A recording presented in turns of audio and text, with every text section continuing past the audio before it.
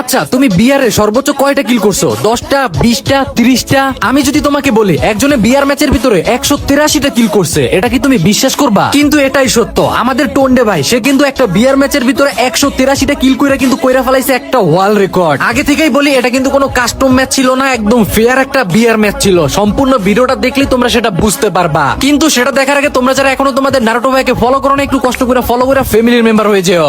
जिनको मरना है मुक्के पे आओ, पता नहीं चल रहा है। जिनको मरना है मुक्के पे आओ। कोई मार रहा है।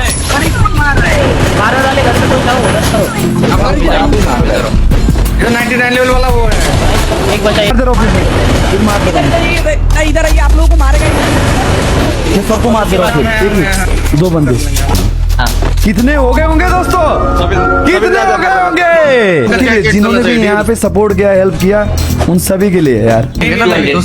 200 नहीं हुआ। बढ़िया दोस्तों, रिकॉर्ड कितना रिकॉर्ड हो गया होगा? मेरा भी 183 games. Okay okay okay, almost 200 हो गया।